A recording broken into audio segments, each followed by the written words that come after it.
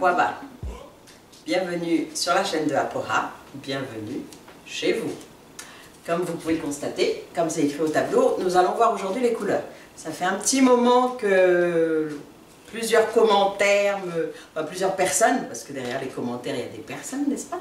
Plusieurs personnes me demandent, est-ce qu'on peut faire les couleurs? Quand est-ce qu'on fera les couleurs? Je suis à l'écoute.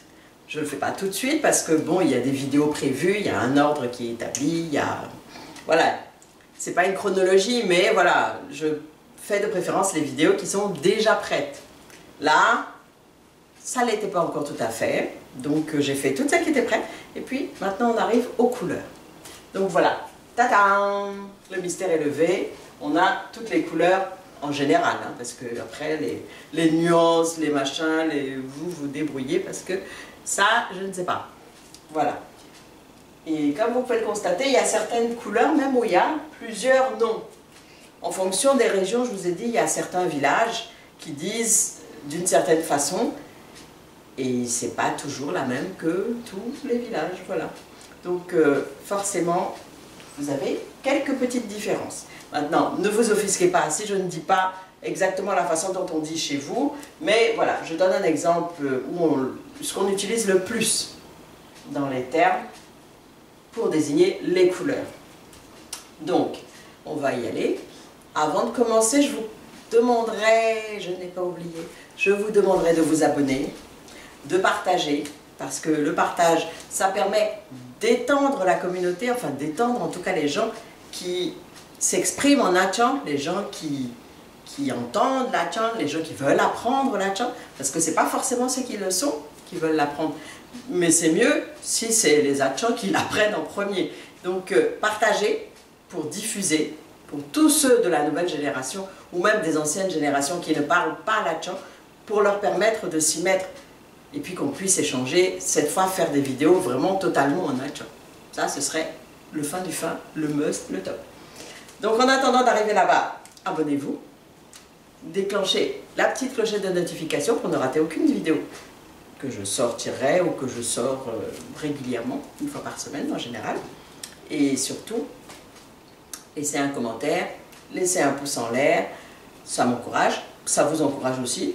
Et puis, ça permet de diffuser. YouTube, je pense, plus il y a de pouces en l'air, plus il y a de jolis commentaires et machin, et plus il y a de visibilité pour la vidéo, et donc plus il y a d'achantisation. Voilà, je n'ai pas oublié mon mot. C'est un terme, il n'est pas creux. Ce n'est pas un terme que j'ai balancé comme ça, c'est un terme qui me tient à cœur, c'est un terme qui est important, qui devrait être important aussi pour vous tous, pour nous tous qui sommes Achans, parce que ce sont nos racines, ce sont nos langues, c'est fondamental qu'on les connaisse, qu'on les pratique, qu'on les enseigne à nos enfants, et surtout que nos enfants aussi pratiquent ces langues et utilisent ces cultures, sinon on va vraiment se perdre. Vraiment, vraiment. Voilà. Maintenant qu'on a dit ça, on peut passer aux couleurs. La couleur que je préfère, c'est la mienne forcément. Noir. Noir se dit moro. Je répète, moro. Voilà. Blanc se dit popo. Le rouge, nanan. Tiens, mais son talien nanan. Après, il popo peut bien le romain. Après, Imoro, webelo lo home. Lo he waya lo con. Aba mentalie home. Mentalie me sonke. Là, je viens de faire une petite digression, comme d'habitude, pour vous dire que on a fait les trois couleurs. Bah, la robe que je porte, on retrouve ces trois couleurs. Ma robe est rouge. On retrouve du blanc. Il y a un peu de blanc aussi. Et on retrouve du noir. Ça, c'est une application pratique. Voilà. C'est la phrase que j'ai dite en Achan, si vous ne l'aviez pas comprise. Le bleu se dit galet. Le vert, vous voyez, j'ai mis deux termes, donc on a une variante en fonction. Mais le vert se dit communément momo. En fait, momo, ça désigne un fruit qui n'est pas mûr. Ayate momo, inne momo. C'est quelque chose qui n'est pas mûr, c'est vert. Voilà. Parce qu'en général, quand c'est pas mûr, c'est vert. Donc, le vert se désigne avec le terme momo. J'ai retrouvé aussi le terme imbipo. C'est un terme que je n'utilise pas, que je ne connaissais pas, mais je sais que il est utilisé dans certaines communautés Hatchan. Donc je vous donne le terme. Donc le verbe c'est momo ou imbipo. Imbipo, imbi, c'est une plante en fait, une feuille. Imbi.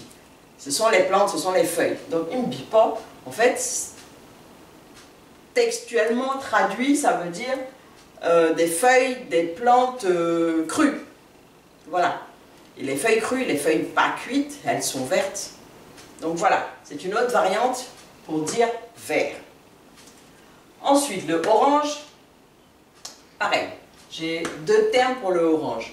On a orange qui se dit honhon,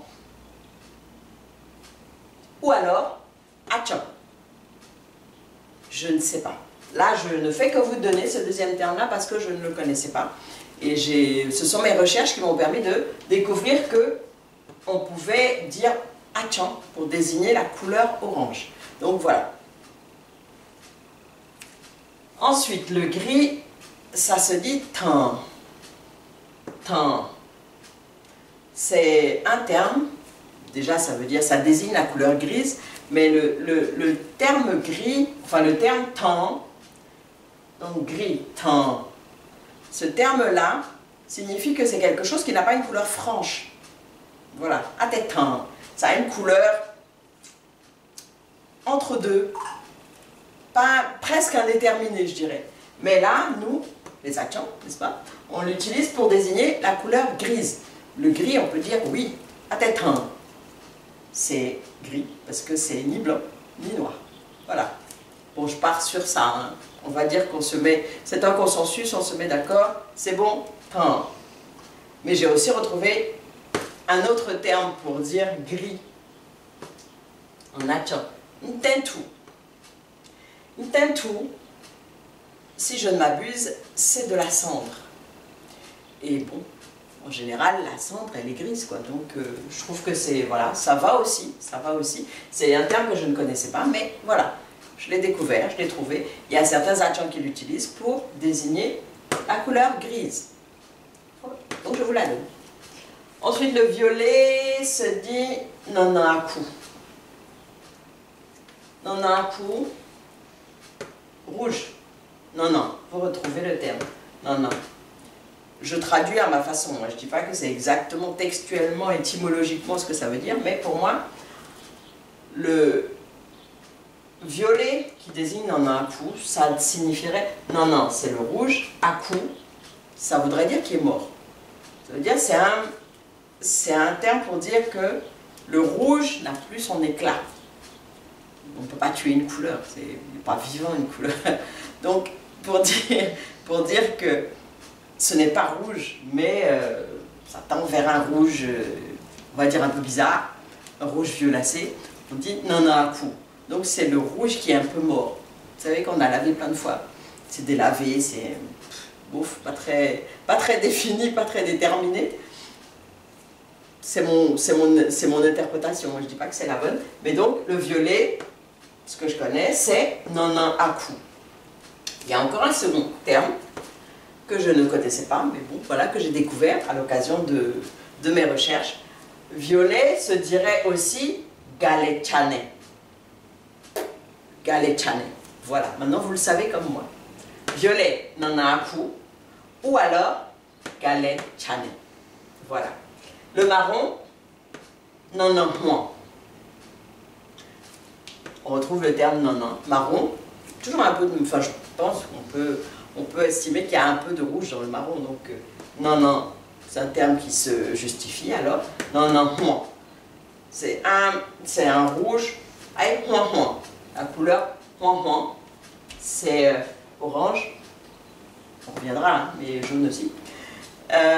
C'est une couleur un peu mélangée.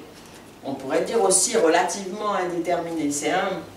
C'est plus, je dirais, on pourrait même limite accoler ça à un type de reflet, quoi. Mais bon, peut-être pas jusqu'au reflet. Mais dans tous les cas, le marron se dit nananhuan. Donc on a abrégé le huan. C'est-à-dire c'est pas indéterminé puisque c'est proche du rouge, mais c'est pas tout à fait du rouge. Donc voilà. Le marron se dit nana, moi. Nana, moi. Le rose, on revient au terme du violet. Hein. Nana à coup. Nana à coup. Toujours pareil, le rouge qui s'est délavé, le rouge qui est mort, le rouge qui est complètement délavé. Et on a le deuxième terme que j'ai aussi trouvé lors de mes recherches, n'est-ce pas? Nanantian. Je ne le connaissais pas non plus, mais voilà, je vous le donne. Rose se dit nananaku, ou selon la zone ou le village que vous êtes originaire, il peut se dire aussi nanantian. Donc faites bien attention aux subtilités, aux changements. Ne vous en faites pas si dans les vidéos, je ne donne pas systématiquement toutes les variantes possibles de tous les termes. C'est, je dirais pas l'impossible, ce n'est pas impossible, mais ça ferait une liste longue comme le bras. Ce qui serait contre-productif, puisqu'on essaye d'apprendre une base, un socle commun, qui nous permettra, voilà, de faire s'exprimer nos différences, nos variations de langage et de mots. Juste ça. Là, sur Apoha, on essaie d'avoir un socle commun. Je vous donne une petite variante, mais pas plus. C'est déjà bien, déjà beaucoup. Ensuite, après le rose, donc je vous disais, le rose se dit nananaku ou alors nanantian. Je vous ai mis le jaune, oh, avant d'arriver en bas. Non, je vais garder un peu. Donc, le jaune, le jaune, il a la même appellation que l'orange. On l'appelle huan huan. Le jaune, huan huan. Le orange, huan huan. Pour faire la différence, on peut utiliser le deuxième terme que j'ai trouvé, qui désigne aussi le orange, donc achan. Achan, je vous ai dit dans une autre vidéo, c'est notre nom. Voilà, nous sommes les Kamans, mais la langue achan, voilà, la langue qu'on parle. Et bien achan, ça veut dire que c'est propre. Voilà, donc le orange serait notre couleur propre. Bon, je me moque un peu. Mais c'est vrai, c'est une belle couleur, le orange. Ça fait partie de notre drapeau. C'est une belle couleur, achan. Voilà. Donc le orange, achan. Le jaune, huan huan. Le orange peut se dire aussi huan huan. Je me répète, mais la répétition est pédagogique, ne dit-on pas. Il va falloir que j'aille vers la fin parce que il me reste plus qu'un mot. C'est la petite cerise de la couleur, ou plutôt de la non-couleur, parce que il n'y a pas de couleur pour ça. C'est le transparent. Le transparent, il se dit aloufé. Voilà. Pour les couleurs, on a fini. Tout ce que je vous avais marqué, toutes les couleurs de base, maintenant, vous les connaissez. Vous pouvez les décliner en achan. Oh là là là là. Ça dépend de vous.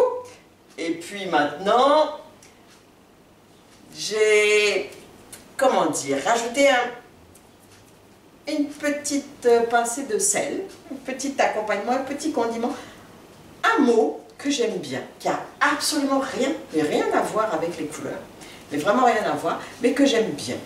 Voilà. Je me dis, un peu une fois de temps en temps, ou bien même à chaque vidéo, je peux vous donner un mot nouveau, qui est totalement hors contexte, mais qui me plaît, et qui, je pense, vous plaira aussi. Donc aujourd'hui, l'heureux élu, c'est Zézé. C'est bizarre hein, comme mot. Bon, ça rebondit, c'est très rebondissant, et je trouve que c'est très gouléant, c'est très agréable en bouche. Donc, Zézé, c'est un terme en achan qui désigne, comme je vous ai mis, un amoncellement d'objets hétéroclites.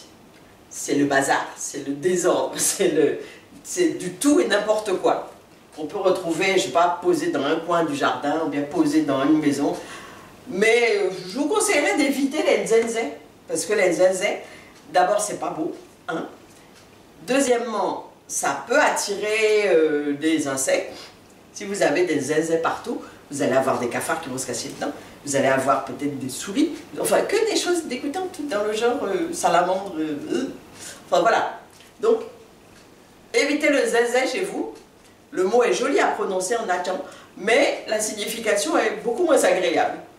Sur ce, je vous laisse parce que, apou, c'est fini. À la semaine prochaine.